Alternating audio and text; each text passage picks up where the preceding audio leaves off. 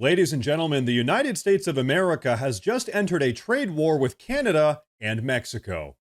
You see, shortly after taking office, Trump issued a warning to our neighbors to the north and south. Secure and lock down your side of the border, or we're going to start imposing tariffs on everything coming from Mexico and Canada into the US. Well, guess what? They decided not to do that, and now the tariffs have been implemented. In fact, take a look at Trump's official statement. Today, I have implemented a 25% tariff on imports from Mexico and Canada, 10% on Canadian energy, and a 10% additional tariff on China. This was done through the International Emergency Economic Powers Act, the IEEPA, because of the major threat of illegal aliens and deadly drugs killing our citizens, including fentanyl.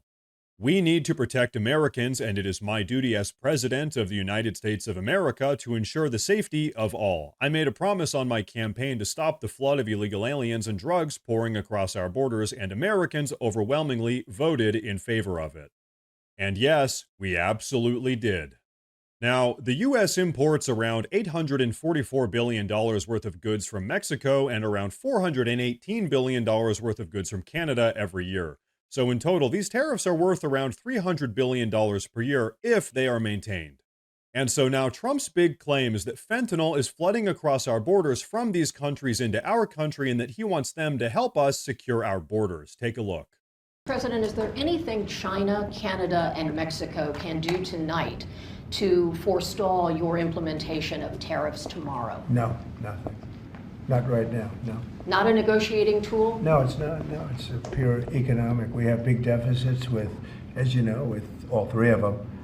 And in one case, they're sending massive amounts of fentanyl, killing hundreds of thousands of people a year with the fentanyl. And you know what? Trump is 100% right. In fact, not only is fentanyl flooding across our borders into our country from Mexico and Canada, but also it's waves of illegal immigrants and human traffickers. In fact, take a look at this. As posted by the official White House Rapid Response page earlier today, fentanyl is now the #1 killer of Americans age 18 to 45. Its ingredients are produced in China. Mexico and Canada aren't stopping its flow across our borders. Until they cooperate to stop the flow of poison into our country, they will pay a tariff. So yeah, this is a big-time problem, and personally, I think it's okay, it's justified for us to ask for the help of our Mexican and Canadian neighbors with solving this issue.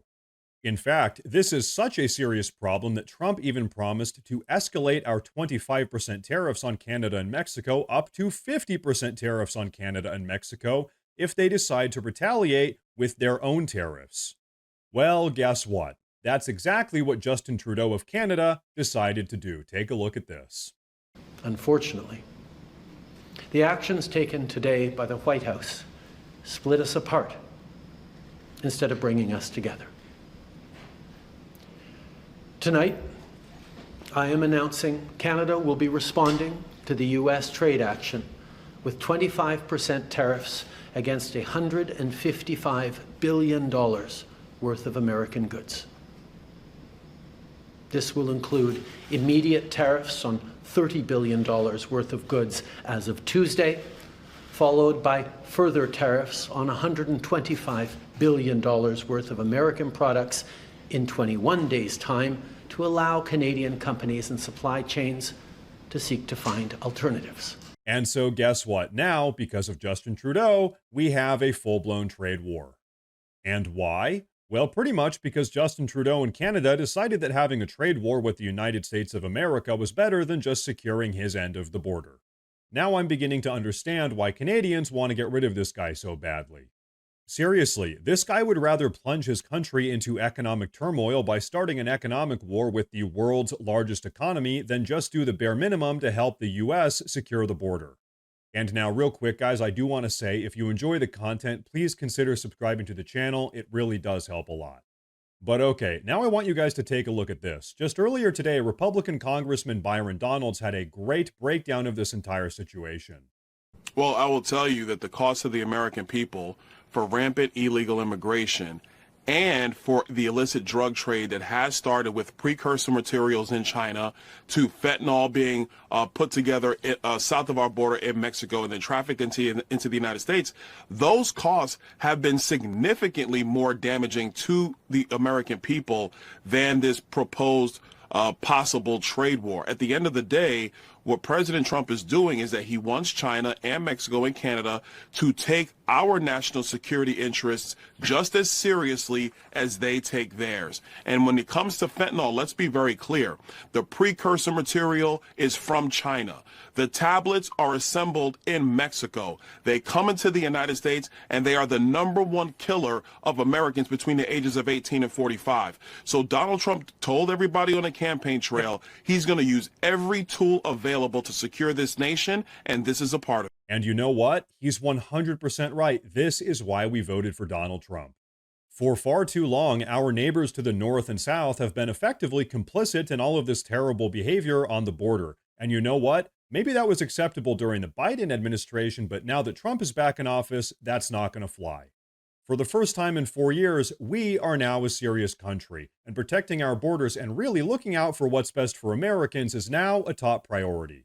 And so you know what that means? We are locking down our borders. And so I have to say, it's crazy to see just how quickly things can go wrong, all because of the actions of just one incompetent, progressive, crazy Canadian politician. Rather than just working with the US to help secure the border, he's almost certainly welcomed economic turmoil for his own country, Canada. Because keep in mind, here in the US, we have 3 individual states that all have larger economies than all of Canada combined. So really, it is just not smart for Trudeau to pick this fight. This is a fight that Canada is not going to win. But hey, I think that's all I've got for you guys with this one. I have a feeling that with this trade war, things are just getting started. But of course, let's all hope that things can actually de-escalate and that we can get all of these big issues back under control. As things stand right now, it sure looks like Trump isn't messing around and that he's willing to double down if Canada and Mexico don't agree to help solve the ongoing border crisis. And now, to be honest, I have to say, when your neighbors and supposed allies allow for our borders to be weaponized against us, maybe it's time for some retaliatory actions to be made. Maybe the tariffs are justified. And of course, you already know that the progressive media is going to be losing their minds about all of this, but hey, let's be honest here. Did anyone actually think that fixing this country was going to be easy? As the saying goes, you've got to crack a few eggshells if you want to make an omelet. What that means is that there might need to be a little bit of hardship, maybe even some growing pains in order to get this country back on track. Because, as I know all of you know, an absolutely immeasurable amount of damage has been done to the country over the last 4 years, and fixing some of these issues might not be as easy as just snapping our fingers. But hey, I want to know what you guys have to say about all of this, so please go down below and drop a comment. Please like the video if you liked it. Please consider subscribing if you enjoy the content. It really does help a lot. Thank you all very much for watching, and of course, as always, stay safe.